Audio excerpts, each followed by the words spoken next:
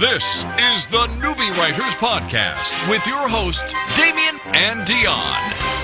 Hey, this is episode 184. What? You made a special intro for me. I know.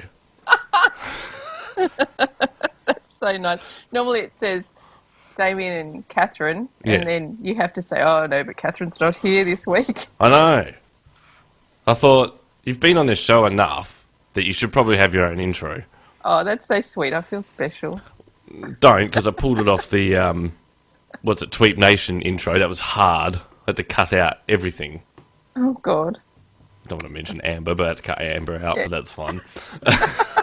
Anyway. So, hello, Dion. Thanks for Hello. co-hosting. Thanks. That's my pleasure, Damien. I thought you were going to say that's my job. We have a very special guest on. We have Michael J. Sullivan on. Welcome to the show. Hi, glad to be here.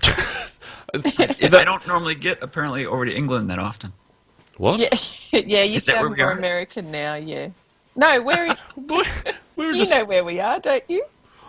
we're in No, I have no idea. Australia. We're in Australia. Oh, we're in Australia. Everyone thinks everyone's English. I can't help it. I don't know. Isn't that a bit of a compliment, though? We must be It is. speaking okay, then. Yes, he can understand us. That's a start. It is the morning, though, so I guess we're sober. Oh, really? Yes. Okay. I Yeah, don't know. it's coming on evening here. So you must be relaxed with a beer. And you're coming into the end of summer, aren't you? Yes, it's just about winding down. The last of the hot days are leaving. Hopefully. I can't wait for summer. As based on our last show, with me sounding like I was half dead with the flu. That's okay. Anyway, we're here, well, you're here to talk about epic fantasy, which I'm a fantasy fan, and I know that Dion is, because she writes fantasy as well, so we're going to Yes. be picking your brain like crazy. Ouch. Ouch. Sorry. Well, your wife was on a couple of months ago. She should have warned you. I was actually thinking she might have warned you. No. Did you actually want to have me on here? Of course. I like the challenge, and actually, I've got to say, I was pretty impressed. Catherine sent me a link to a Reddit thing you did, an AMA, recently, and I got to say, you've got such a quirky sort of sense of humour. I've lost it now. You wrote some response back, and this is what I want to get at. You know, how do people respond or feel when you make comments like this? They've asked you a question about Reddit being Reddit. They asked if you were from the future, and you said, I am, and by the way, paper has become sentient because of what man's done to them in the toilet. Okay. You wrote it, not me. How do you go about... I notice you sort of... you engage a lot with your fans. Mm-hmm. How do you get used to dealing with the oddball person that asks you a stupid question like that? I respond, obviously, but with an oddball answer. Does that put off the other fans or followers? One of the most unusual ones I did when I was doing an AMA on Reddit was actually from Brent Weeks, who is another...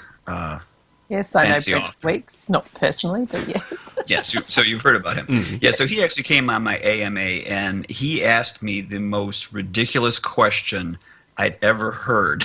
Oh. And he did it on purpose. It was supposed to be completely and totally ridiculous. And so I responded by doing a riff off of The Princess Bride. And then he responded, he picked up on what I was doing, and we went back and forth with this, and it turned out to be one of the best questions ever, just because we were just making up crap. What was the question? But it was very funny. And so, I mean, just have fun with them. And don't take it seriously, and because they're not either. Is that the key, though? Just with everything? Try not to take it too seriously? Yeah, was that don't sweat the little stuff and everything's little stuff? Yes. This is true. I didn't do that one. That's not mine. Oh, well, hang on, I'll cross that off the list then. All right, well, let's take it right back, though. When your wife was on, she mentioned that you had started to write, I think it was more for your family, wasn't it? When I first started to write? Yeah, you thought. Okay, well, I'm just trying to remember what she said. She was saying that you wanted to write a book, but you didn't really care for the publishing side of things. Okay, so I'm going to have to give you a real quick rundown here to avoid all miscommunication. Yes. This All one I right, want to so get into. originally I started writing when I was like 13 years old because Mm-hmm. I had read Lord of the Rings and there was nothing else out there afterward because this was 1973 and it was before the big copycats came in.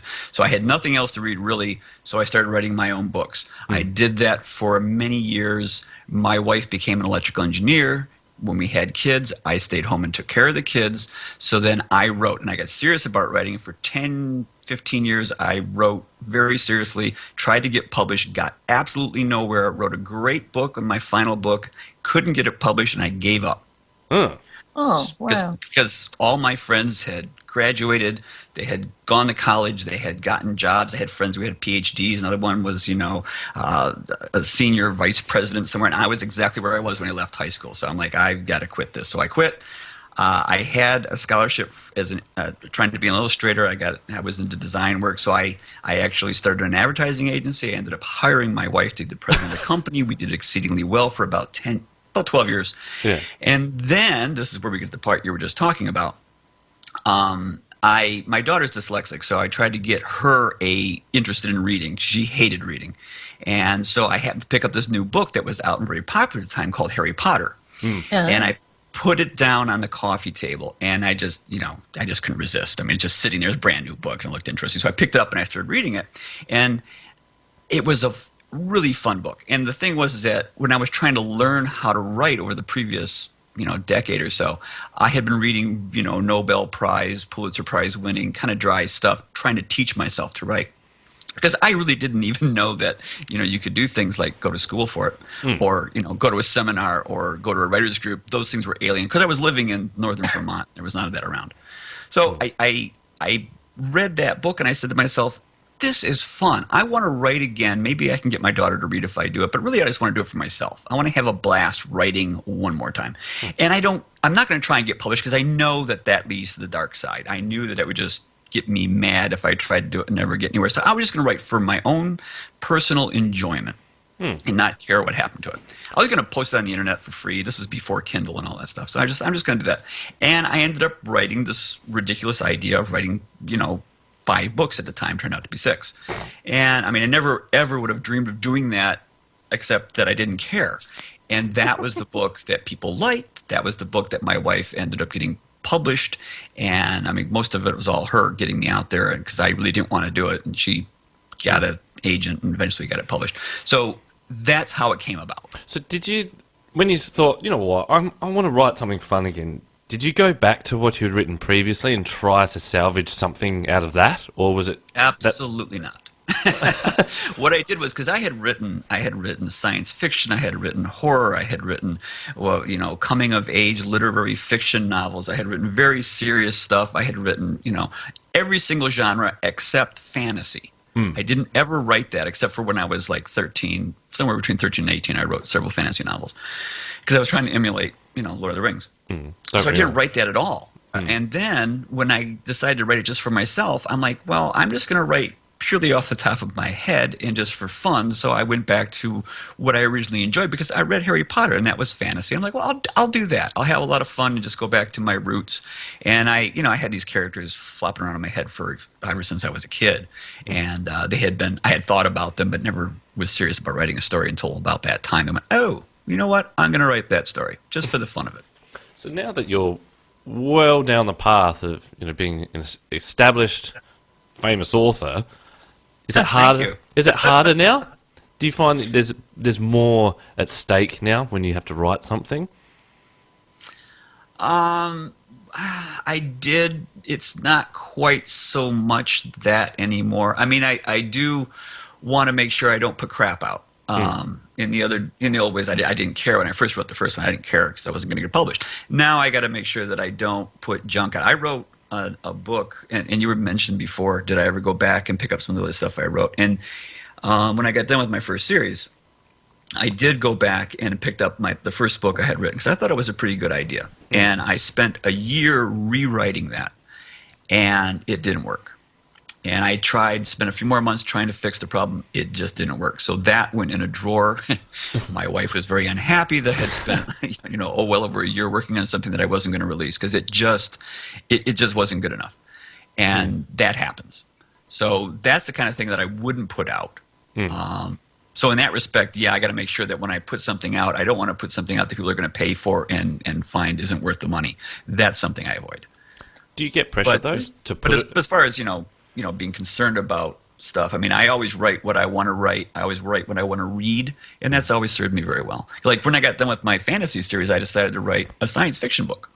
And my publisher at Orbit wasn't interested in a science fiction book, so fine.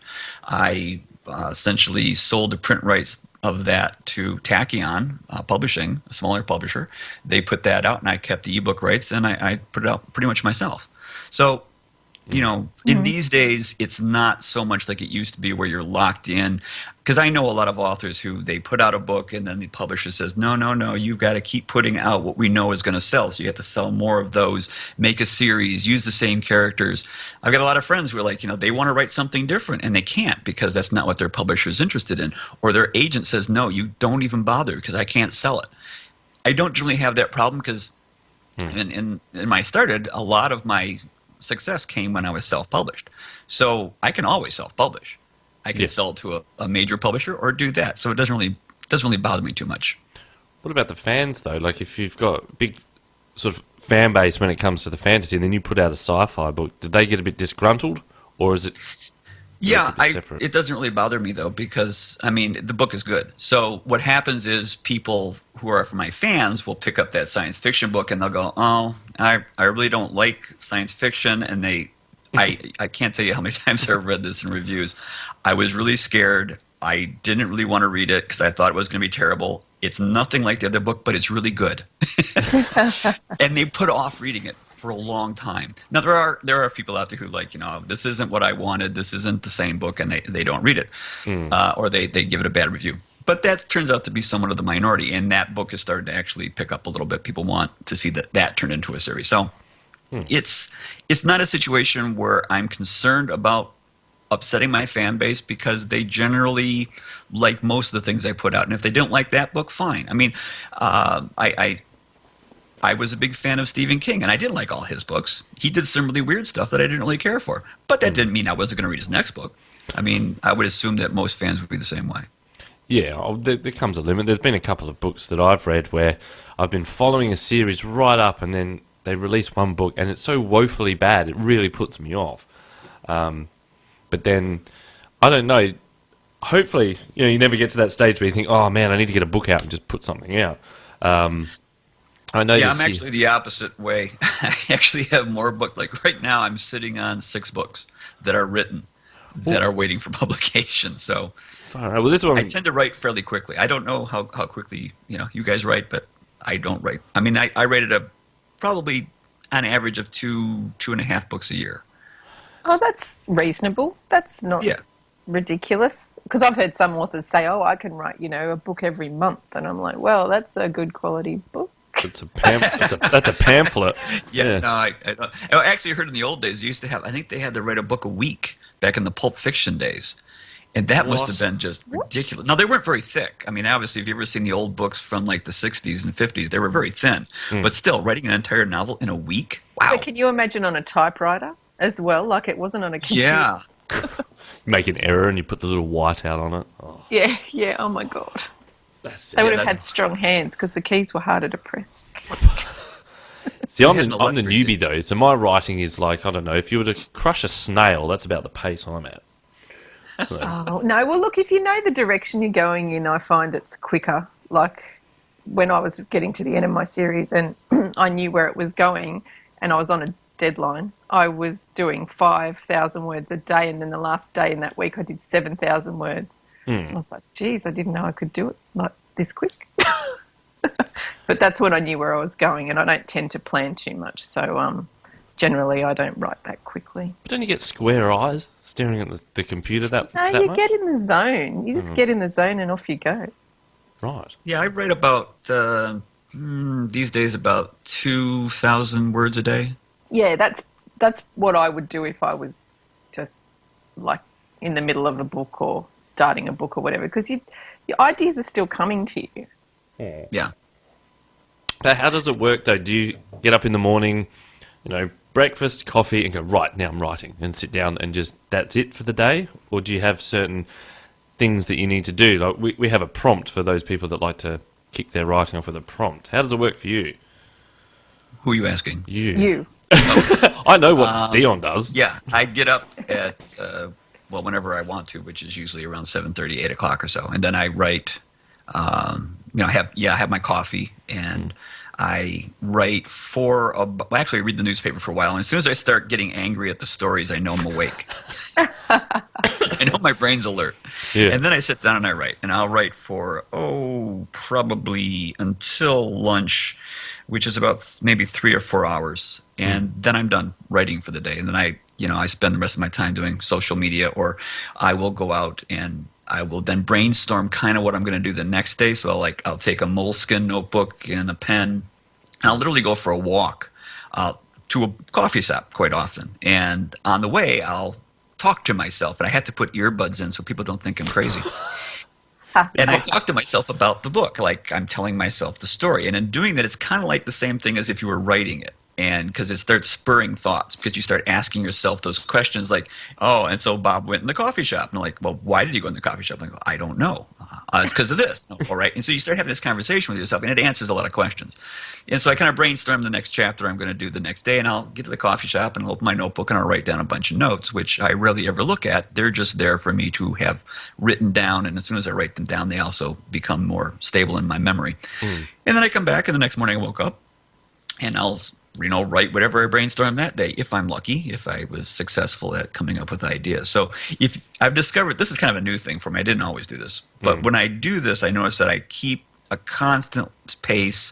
I generally don't stumble. I don't have so many problems, like getting stuck in the middle of a morning thing, and then you go, oh, great, now I'm blowing my best hours, my best writing time, because I'm stumped. I don't know what comes next. So if I do a little bit the day before, it helps out. I'm just now thinking of anyone that sort of does recognize you out in the street and you're on the phone pretending you're talking to someone, and then they hear your conversation. Go, yes, well, I think he got stabbed by a sword, long sword. I must put that down. They must still think you're nuts. I mean, if I was walking past someone and thought, hang on, he's talking about horses and dragons, what's going on? That's not the worst of it. Is that like right now, I'm in the process of I've finished a book about a few weeks ago, and that book has now been given to Robin, and she's doing the first draft editing on it. And she will read it and find problems, and she'll come up and she'll say this doesn't work, and we will get into debates over it, and sometimes they can get heated, where we're kind of loudly talking to each other and debating the merits of, hacking his head off with a club versus an axe. And, we kind of live in a townhouse here where the walls are not that thick. Yeah. And I'm swear that they're going to call the police and going, they're killing someone over. I can hear them planning it over there. And then the police officer says, no, he's an author. It's okay. I got his book. He paid me off in books. It's okay. Yeah. He's a professional. Don't try this at home. But they're the fun conversations to have, those discussions. Oh, the funniest one I had, I don't know if you guys are familiar with computer games, but there's a game called Riyria, which is kind of like a 2D Minecraft-style game where you build things. Oh, my kids play that. Yeah. And we were having an argument about whether if two people are in a room that's filling with water and there's a shaft, like a chimney that goes up, will the water lift them up as the water comes in? And my wife says, that won't happen. I said, sure it will. And she says, no, it won't. I said, well, what makes you think it won't happen? She says, well, it doesn't work in Terraria. And I said, you're not telling me that you think that Terraria physics is actually real. She says, well, it doesn't work in that game. So I had to prove it to her. We literally had to do a little science experiment where we put a cup with air, and it was funny. I just couldn't get over that fact that we were arguing Terraria physics. Has she ever been swimming in the water? Don't get involved, Dion.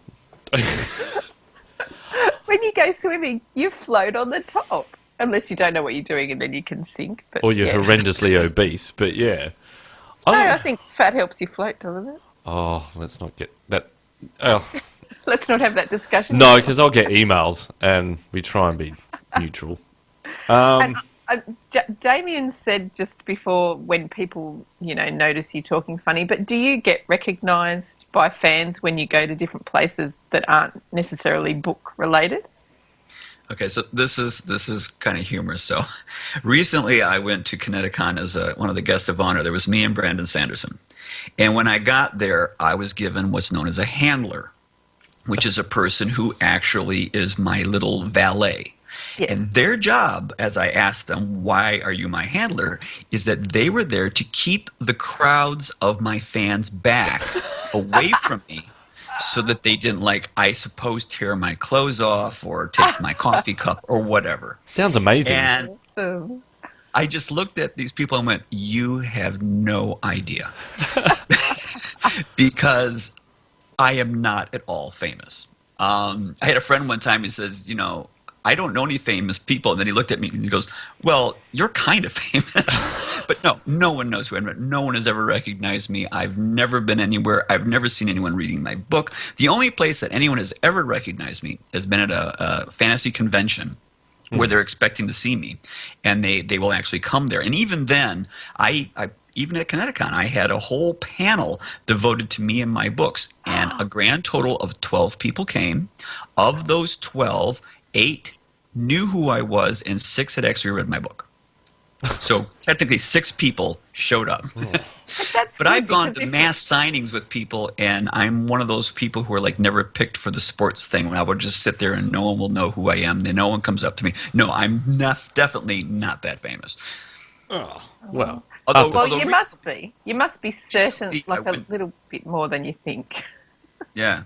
Well, recently I went to Gen Con, and there was actually 9 people there who knew who I was. And people came up and they said, do you mind, and we were sitting at an area with some other chairs.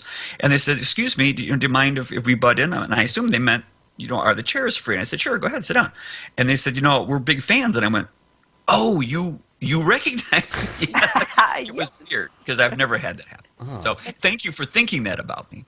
But you must be, because I have sold a fraction of what you've sold, and I've been to author events that are organised by indie authors, and I've had my books on the table, and I've had people walk past going, oh, I've got that book. And I'm like, oh my God, they know my book. They maybe don't know me to look at, but they know my book. And I'm like, yes, that's pretty cool. I think you need to have a handler, Dion, at the next one. How funny. That'd be so funny. Oh, yes, give me a handler, thanks. I'm so famous. Well, I'm sure you've heard of Brandon Sanderson, who is much more famous than I am. And I remember he ran into someone who was out on the street, who was at a restaurant, and someone recognized him, and it was such a big deal for him that he took the guy and gave him a complete set of books that he had sitting in the trunk of his car and signed them all for him. So, I mean... Oh, that's so sweet. But you know what it is with authors, and I've thought about this before, we're not like movie stars and people that they recognise. People know our books, and our books are the things that get famous or not us. It's about the books rather than the author, except J.K. Rowling. That you bring that up, because when I was a little kid, and I was about, 8 years old, 9 years old, I used to have this weird sort of daydream that I just had this premonition that when I grew up, I was going to be famous, but no one would know what I looked like. And I had no idea why that was until now I look back and I go, that was really prophetic. Well, you just imagine like rock stars, like if there was a famous band and they had a concert with, say, 10,000 people, I mean, you could more than fill a stadium with the people who have read your book. So in essence, you're just as famous as they are, but you don't actually do it with your face. Without the drugs. And they're scattered all over the world. Yeah, yes. But in the old days, you used to have pictures of people on the back of the books. Did you have that? Do you have your photograph on the back of the book? No, I didn't want to, because I thought that's so arrogant. No one wants to know what I look like. And it might ruin their enjoyment of the book if they have a face in mind or a gender in mind. They might think, oh, yes. But if you put your face there, I think, oh, what if they think, like, what if they don't like what I look like, or what if they don't think my face suits what I've written? It could just ruin the whole thing for them. What? Right. Yes. Oh, but then you could have the flip side, and they might think, oh, I really like her. I'm going to track her down. Oh, God, no. So, Michael, do you have your photo in your book? Yeah. Better clarify that before you trash the concept. Not that I'm aware of. That's good to know. I'm actually surprised because people do recognize me when I'm meeting someone. They'll know who I am, and I'm like, "How do you know who I am?" And they go, "Well, you're online. There's pictures of you online." I'm like, "Oh, all right." Social media does it. Yeah. I don't know. So- Have you gone into a bookstore and seen your books there? And stood next to it and taken a selfie? No, I've never taken a selfie, but yeah, I've gone. I've been to many signings. So initially, I was at the place getting my picture taken with next to a sign and a table of books. That was in the horrible days when I actually had to suffer through the indignity of trying to persuade people, "Excuse me, sir, would you please sign, buy my book or look at my book because I'm the world's greatest author and you really should." It's really horrible. But then, no, I still go into bookstores just to kind of see what books are being stocked. And there was a time I would go in and I would put a little thumbnail mark on the inside page and come back the next day and see if it was still the same book. I want to know if they were selling, but yeah. What a cool idea. They're like, "Oh, that weirdo's in here thumbing all the books again." I would go there and my wife would say, "Why don't you just tell them who you are and ask if they want you to sign?" I'm like, I don't want to do that. or if you're just standing there and someone, I've browsed through books and you pick one up, and if they pick up a book next to yours, you go, "No." And then they go, and they put it back and you, "Yeah, that's a good book. You should read that book." Or do you move your book to a more prominent position, face out? Well, I've had problems where they put me in the wrong place and I'd move my books around. But they put them right back. Oh, bastards. Yeah, you're grabbing 3 or 4 of the same book off the shelf and then restocking their shelves for them. That's a quick way to get kicked out, I'd think.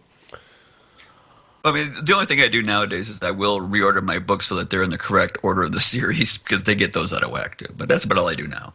Well, the other thing you could do is if people don't know what you look like and they don't necessarily know what Brandon Sanderson looks like, you could just say to people, "I'm Brandon Sanderson and I really loved Michael Sullivan's book. Here, have a look." Well, the funny thing is I have gone into bookstores and I've said, "I'm the author of this book. Would you like me to sign it?" And they go, "Oh, sure," because you'll sign it and they'll put a sticker on it saying, it's signed by the author. And I thought, in no instance have they ever asked for my identification. So I'm like, I could walk in there and say, "I'm J.R.R. Tolkien. Can I send?" And they'd probably go, "Okay, sure." Did you write them books that are a bit like Harry Potter? Yeah. And then you could take it one step further and get on social media and say, "Oh, I signed so many books at such and such a bookstore today." They would think that you'd sold all these books and you were really famous. Yes. Be amazing. Yeah. I don't know. Okay, you don't think I'm funny, it's all right. I just think that's a lot of work, a lot of effort. I'll just do that. When it comes to newbies, because we have a lot of newbies listening, what sort of tips can you give them? Maybe one tip. Newbies as in aspiring writers, you mean? Yeah. Okay.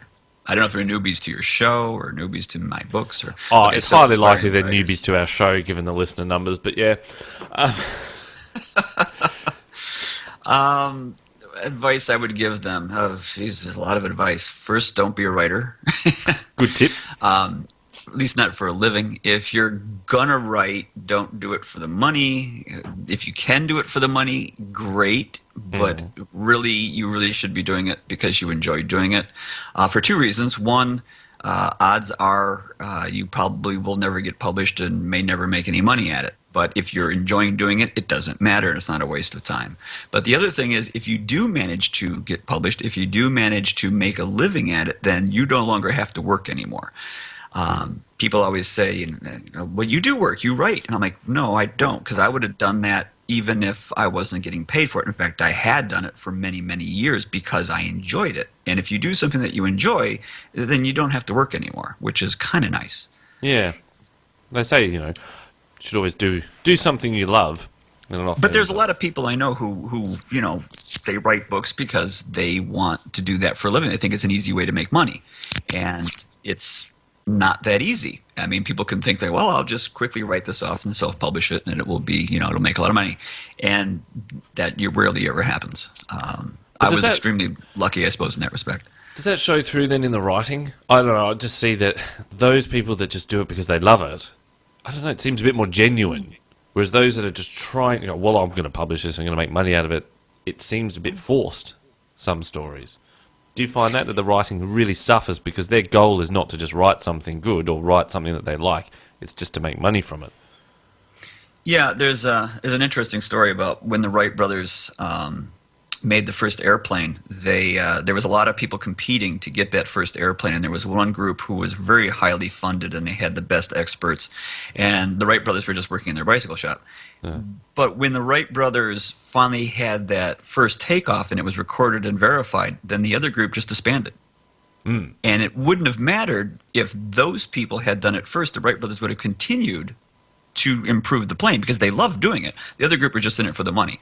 So that kind of attitude, yeah, I think that does have a tendency to cause people to bail quicker. They just if they run into a problem, if it becomes too difficult and too challenging, then they quit and they try something else. So they don't really put in the hours and the time necessary to improve their craft and to learn how to do it. Like I said, I was doing it for 20 years before I ever got anywhere.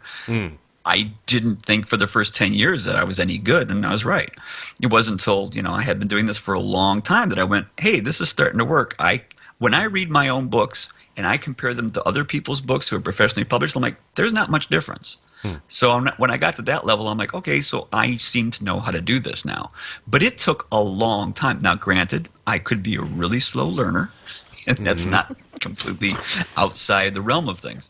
But I do think, and there's a lot of other people who have said this, that it takes either, 10,000 hours or 1,000,000 words before you actually can start considering yourself good at something.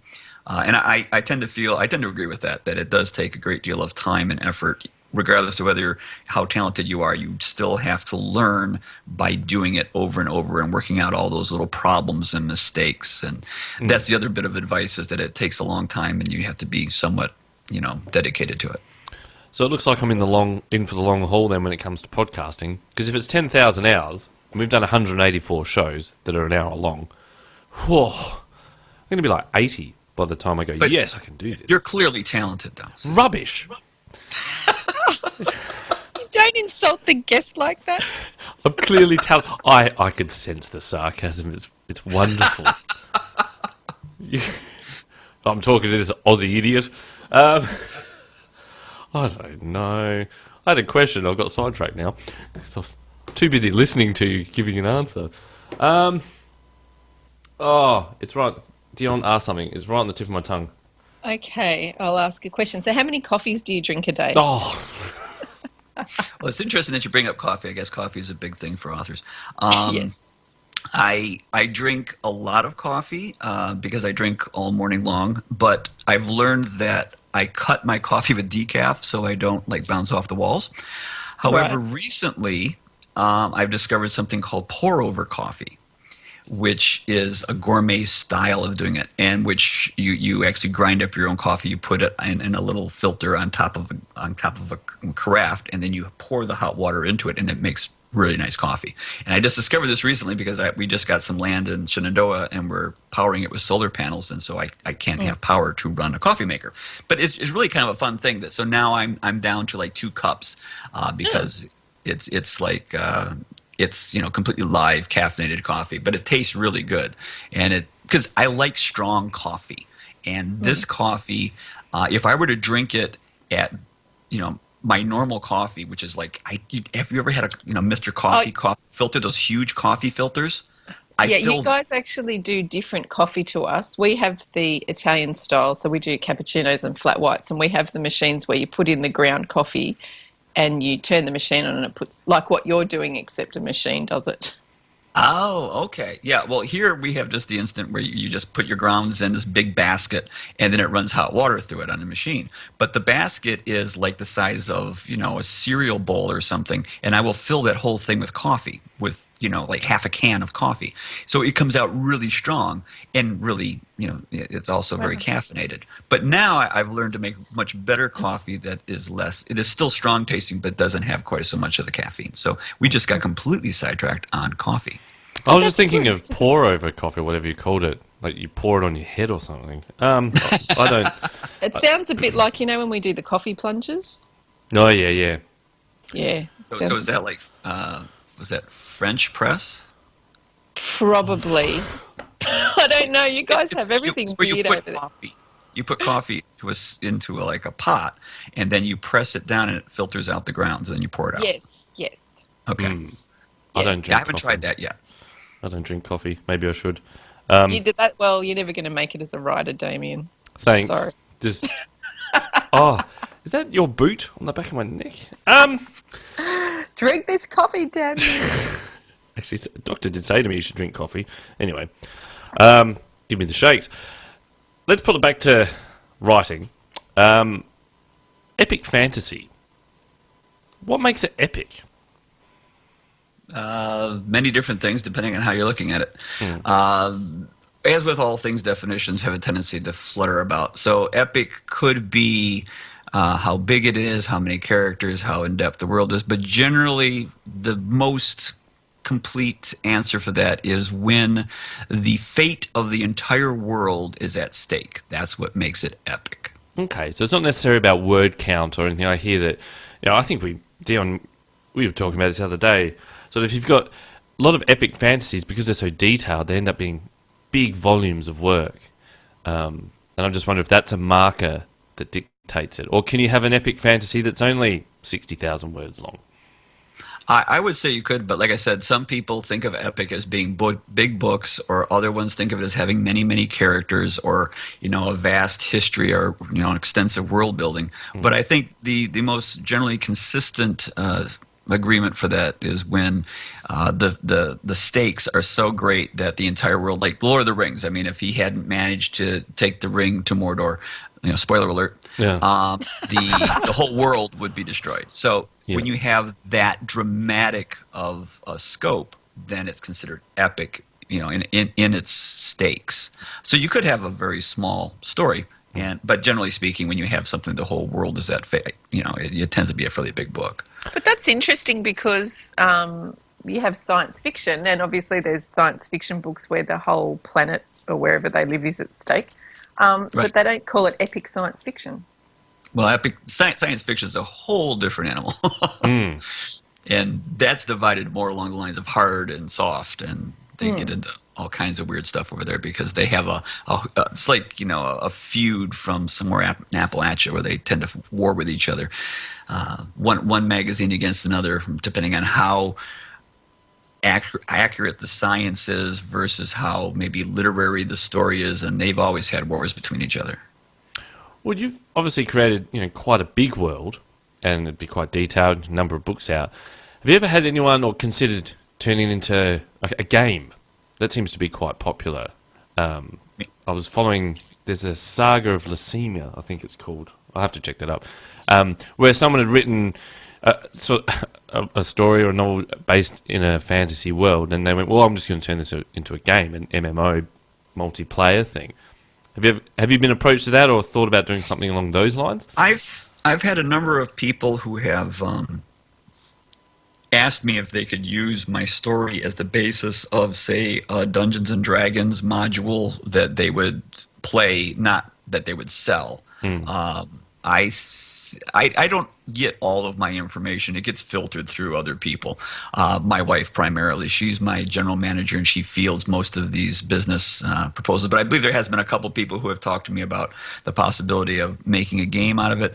The problem is that games are really not very lucrative. I know some other friends, Mike Cole, for example, who did a fantasy novel. And he had a very militaristic fantasy novel, and it was really great. He had a great magic system, and it really could have been turned into a game. But he tried going down that road, and it turned out that it was fraught with problems to where, he wouldn't be getting hardly any money out of it at all. And the people who were running it were, having problems. So he was very disappointed because he thought he was going to get something big out of it. And so that gaming is not as lucrative or as exciting as, say, having a movie done of your book. It sounds like a great idea, but in the long run, it's really not that fantastic. Unless you could get like a computer game done. Again, that would probably be somewhat comparable to a movie, but I've never been approached by that. Nor have I can tell you right now, ever been approached for a movie. Well, give it time. And who would you have play as one of the lead roles? Ah, yes. So on the covers of my original books, which I did myself, there are no characters. And the reason for that is because I didn't want to put in the heads of any of my readers what the characters look like. So I've always skirted this question by never telling anyone what my original sort of actors would be for them. However, now it doesn't matter because they're so old, they would never be able to play, because I conceived these characters back in the 80s and now they've all, changed. However, these days, I have somewhat agreed with what many of the fans have said, which is if you've seen the Avengers movies and you've seen Thor, and there's Thor and Loki, those two people would probably be able to play Royce and Hadrian fairly well. Oh, yeah. Okay, Thor being an Australian. Ah, yes. He is. And who's Loki? I don't know. Is he American or English? I have no idea. Probably English. Yeah, I'm looking at sort of the books at the moment on Amazon, and I just thought, the Lord of the Rings had an online game. You've got World of Warcraft. You've got all these other ones. Conan, my God. And it's sort of, the whole fantasy thing does lend itself well to games because you can have, someone can then, play a thief or that sort of thing, and they have quite involved storylines. Hence why I sort of asked. Yeah. The last time I remember that there was a game made, I think, in the earlier mid '90s, and they were based off of Raymond Feist novels. Oh yeah. And I believe they did fairly well. But that's the last time that I really remember an author having his stories translated into a computer game. They've probably done it since then, but I'm not familiar with them. Yeah. Now that you've sort of got this big world, lots of characters, that sort of thing, do you get influenced by other things that are happening in the genre? Like a lot of people talk about Game of Thrones and how that was a game changer with killing off characters just for, I don't know, because he gets annoyed with them. Does that then influence you? Do you think, what, I might kill off the character in this early? No, I'm definitely somewhat insulated from that. When I wrote these books, as I mentioned, I did it just as kind of a lark. And quite frankly, I had read fantasy only up to the early 80s. And at that point, my wife introduced me to some other people like Stephen King. And then I moved on to science fiction and I got into the more serious stuff. So I actually hadn't read fantasy for about, more than a decade when I wrote my books. And the response from readers had been, this is great. This is such a wonderful, refreshing change and a throwback, to the early days. And it's nothing like, modern day fantasy. And I'm like going, did it change? And then I started reintroducing myself, and I discovered that there's something called grimdark, or kind of dark and cynical fantasy. And then I talked to my daughter, who was reading other stuff, and she's like, "Yeah, it's practically S&M porn out there now in fantasy." And I'm like, "Really? I had no idea." So I've been trying to educate myself as I go through this, and it's good because I now know a lot of these people. So. Yeah. It's important that I do know something about what they do. But no, I've always enjoyed the more traditional stuff, the stuff that I grew up with. And my stuff is more based off of old movies from the 50s and 60s than it is from what's out there today. One of the reasons that I started writing was because I couldn't find what I wanted to read in any genre, quite frankly. So I specifically sought to do something that didn't exist. And it's kind of funny because a lot of people have read it and they would say, well, this is very, typical, and it happened, there's nothing new here. I'm like going, really? Because I can't find anything like this on the shelves. And that is, the people who seem to like it tend to, echo back that sentiment that it's really hard to find this combinations of things in a story, which is essentially and easily to comprehend. It's not a dense writing, it's not complicated writing. It's written, it's medieval adventure, but it's written in a very contemporary style, and it's very easy to read. It also has humor in it. It doesn't have a lot of sex or seem gratuitous violence in it, because to me they just didn't help out the plot any. So when you have those things in a book, I can't find those books out in the market. So for me, I like doing things that I would like to read, and one of the reasons I did this because I couldn't find it. So now I'm not really influenced on trying to follow trends because I've never been interested in those trends to begin with. That's And interesting, it's though. true. You only write what serves your book and what serves what you want to read. Yeah, I mean, obviously, if the story was centering around sex for some reason, then it would make sense to show that. But for me, it doesn't add to the story in the slightest. I mean, I wouldn't necessarily put a lot of emphasis on how they go to the bathroom because it doesn't move the story, unless that was a legitimate plot point. So I never found an instance where gratuitous sex or violence is necessarily going to benefit the story. And this was never something that I intended. It was just that's how I wrote. Same thing with profanity. I didn't write profanity into the stories, or at least my form of it, because it didn't sound right. If I were to use current American profanity in the story, it would sound like a Martin Scorsese New York film to me. So I actually stole British slang because to me that sounded archaic. And nowadays, a weird side effect of this is that people come up to me and say, "This is so great because I've read this, I've given it to my mother and she's read it, and I've given it to my daughter and they read it, and we all share it and like it." And people have come up and accused me of doing this purposely so I could get a broader audience, and it never occurred to me because, like I said, I didn't intend to publish this to begin with. Yeah. I'm with you on the swearing and profanity, that sort of thing. Because I find, and I've read somewhere that they'll drop in a more modern swear word for whatever reason, and it takes me out of it. Because in my brain, I don't know if that's a product of stories throughout time, I always picture medieval fantasy books being very sort of English.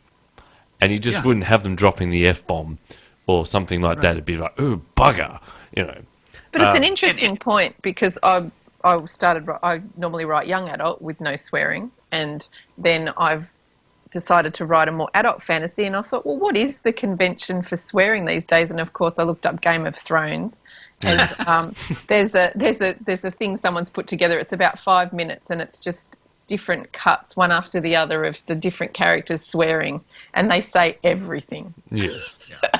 I'm like, okay, so it's accepted, but do I want to do it? It's interesting because when I did my science fiction book, that was set in contemporary times, and one of the characters is a somewhat unpleasant person. So that person did swear, quite a bit to reflect the actual character.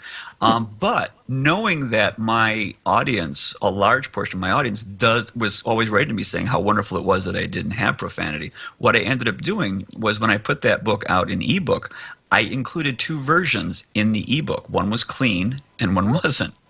So and they which could one pick whichever they sells wanted. better? I think that the one with profanity was the one that people wanted to read because they felt that was the way the author meant it to be. But there was quite a few people who requested it and were very happy to have the non one. So it didn't. I mean, it was a search and replace for the most part. I didn't have to do much of anything. Yeah. Oh, well, that's interesting. All right, well, because time is against us, very quick question. Have you got to meet any authors that you sort of were a big fan of? And how did that go? Was that a nerve-wracking experience? And don't say Tolkien because he's dead, unfortunately.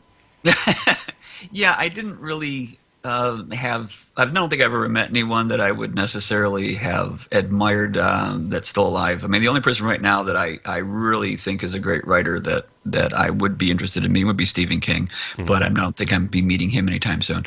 I mean, most of the people I run into are people like Brandon Sanderson and Patrick Rothfuss, and those individuals, they were people who I just recently discovered after I had been published. So they're not someone who I had been thinking about for a long time. So yeah, most of the people who I was influenced by are either dead or so much more famous than I am that I'm not likely to ever run into them. Well, if you bumped into Stephen King, what would be the first question you'd ask him? Geez, I have no idea. Oh, get back to me on that one. That would be a good question. I probably wouldn't talk to him because I would just stand there and stare at him for a while. It's like, okay, well, hi. How are you? That'd probably be as far as I'd go. I don't really have any questions I would want to ask him necessarily. I would just like to have a conversation with it, just, share a drink or something. But I don't have burning questions. And I guess it's interesting because I've met fans myself, and and they seem very apologetic. They are very much along the lines of, I'm so happy. Thank you for spending time talking with us. And I'm like, I love spending time talking with you because you're people who like what I do, and I would, there's no one better that I would like to talk to right now. But I could imagine that they don't ask questions, and maybe they do. So I kind of because they're like, well, this guy probably doesn't want to talk about his books all the time, right? So I'm like, no, go ahead. What would you like to? So I actually end up asking them questions like, which was your favorite book? Which was your favorite character? And then they start, getting into a mindset, and then they're free to ask questions, and then they start picking up things that they didn't understand, or parts of the book that they thought were terrible, or this didn't make sense, and so we get in somewhat debatable conversations at that point. So, but I don't think I could actually come up with a question per se. Oh, hopefully it doesn't dog you for the rest of the evening. Oh, what would I ask Stephen King? Right. Yeah, now I'll think about it. Sorry. Look, it's been a pleasure having you on. Where can people find you, find your books, that sort of thing? You mean like if they want to stalk me? Yeah. Don't give your address out, but where can they find you online? Maybe Twitter or something? That's at Riyria.com, and that's Riyria. Cool. And Amazon. If anyone's listening right now who has not heard the audiobook, that's how you pronounce it. Riyria. Right. So you're not on Twitter? Yeah, he's on Twitter. Oh, yes. What's your Twitter handle? At Author Sullivan. I'm just going that was a bit like, I'm not sure about that. Hang on, here we go. At Author Sullivan. Hang on, let's see. Now, No, that says Nick Sullivan. Okay. Is it Sullivan with one L or two? Two. Yeah, it's at Author Sullivan is someone called Nick Sullivan. Really? That seems odd to me. Is there an underline, maybe, an underscore? Oh, yeah, I'm sorry. There's an underscore between them. Yeah, Author_Sullivan.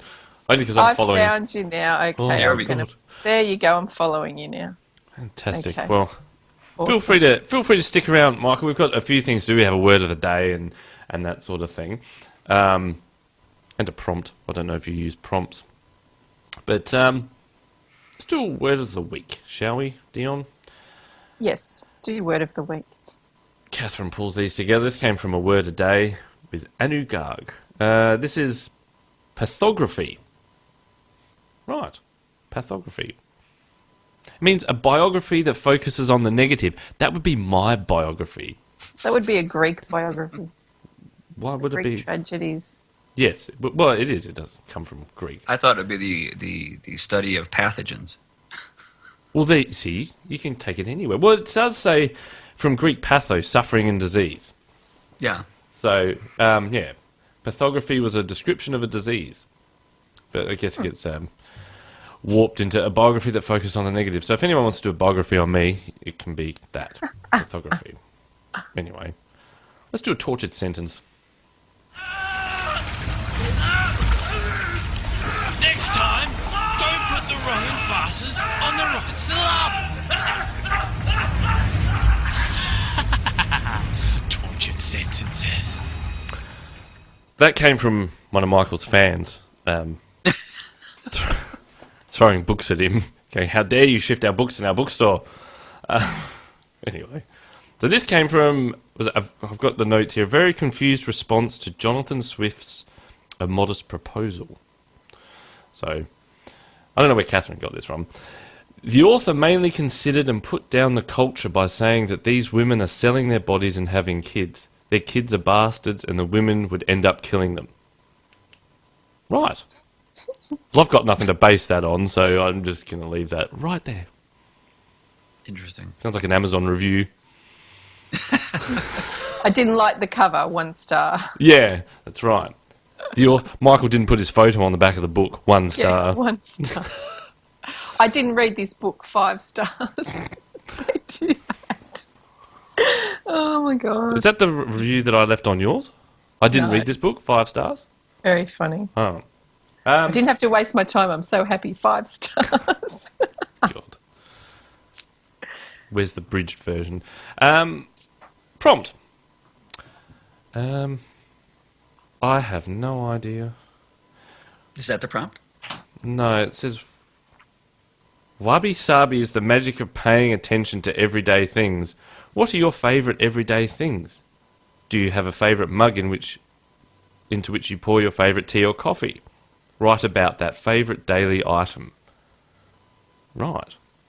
I have a Guinness cup that I have my coffee in. Oh, so you do big coffees.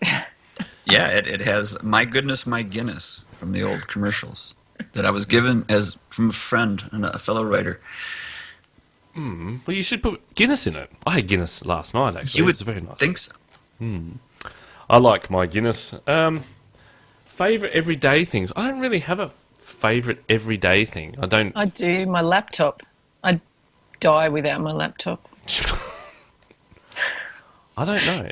I'm sad. My day is sad. I literally just get up, go to work, come back, do more work, sleep. Do you cry the whole time?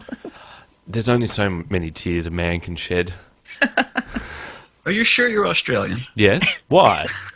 It doesn't sound like a sad country. It's not sad as much as Damien wants to make it sad. I try. It's an uphill battle. I mean, I've seen those Crocodile Dundee movies. I know what it's like down there. Yeah. Yeah. Base Australia on Crocodile Dundee. Exactly. He got done for tax evasion. Anyway. I don't know. Dion, how would you sell Australia to someone that's never been? Oh, it's clean. It's wide open spaces. It's not too overpopulated. It's got so many different things. You can look at the ocean. You can look at the desert. You can go to the mountains. And I think you're burying the lead, aren't you? The people are You're friendly. burying the lead there. The only thing you have to say is beer. Beer? Oh, I don't like beer. I don't like beer. You're selling it. It's not what you like. Yeah, and you're not likely to get shot. Yes, don't go down that road. I don't know. I've heard you removed those things. Yes. We have removed those things, unless you're a farmer. Really? Farmers still have guns? Yeah, well, because I do tend to need them sometimes. see, this is Oh. where I'm on the opposite side. So Dion sold the thing. You can come to Australia where we'll shoot our coat of arms because they're a pest. Kangaroos and emus, we eat them. I was wondering what the coat of arms. Okay, I understand. We don't shoot emus. I don't think they shoot. I just picture you out there shooting the coat of arms. I'm like, oh, Yeah, it's as bad as burning the flag, really. Yeah, I don't know. We're just a bit nuts. Someone did send me, there's 52 favourite things to do in and around Adelaide, and I could do a whole show on berating that. Anyway, we have the tour down under. Pain in the neck. Anyway, I think that'll do it for this week. I have no idea who's on next week. I'm sure we have someone because we're booked up for a while. But it's been a pleasure. I'm sure they'll be happy about being forgotten. Well, Catherine looks after the schedule, not I. Can't expect you to do too much. You'll have to give my best to Catherine if she didn't make it. I know, it's a shame. I don't know. And a call out to her son, right? Yeah. Oh, there you go. Can you say, I don't know, give a shout out to Michael Hutchins. I think that's his name. All right. Well, here's to Michael Hutchins. Thank you for reading. Michael Hutchins, isn't he Hutchins? the guy that Hutchinson's? died and he's the lead singer of InXS? No, well, yes. I think that's his last name. Well, you can say Brandcamp. That's not Catherine's. She's on to the second marriage. No, I'm not getting into this, but her husband's got a different last name. But anyway. Why wouldn't you be called Bramcamp then? Or did she keep her maiden name? Yes. Huh? Is it Hutchins? Oh, fuck, I don't know. Anyway, I'll cut the last name out. You gave him a shout out. That's good enough. Is there anyone you want to give a shout out to personally, Michael? Me? Yes. I don't know anyone in Australia. Does this go beyond the scope Oh of yeah, the door? it's actually on the internet, so it goes everywhere.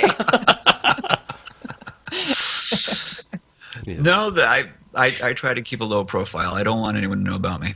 Well, can you give a shout out to Robin before she gets angry? To my wife, Robin, yes, who made it all possible. Thank you. There Unless you he's go. assuming she's not going to listen to the show. Oh, she'll listen to it. Trust me. And she'll probably, berate me for not, getting the contact information correct. That's right. You can send me an email. It'll be on the show notes. We'll make sure that's right. And yes. So thanks for being on. Dion, is there anyone you want to give a shout out to? No, not really. Just all the authors who have promoted with Booktastic. Thanks for supporting us, and hope it was a good experience. Oh, we have got to work on your sales pitch. Anyway. Oh dear. That'll do it. So until next week, we'll see you then. Bye. You are listening to the Newbie Writers Podcast.